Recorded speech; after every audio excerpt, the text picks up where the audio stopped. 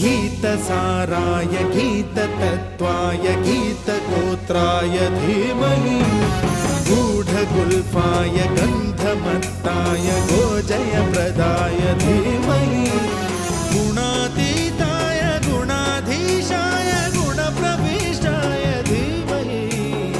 एकदन्ताय वक्रतुण्डाय गौरीतनयाय धीमहि गजेशानाय भालचन्द्राय श्रीगणेशाय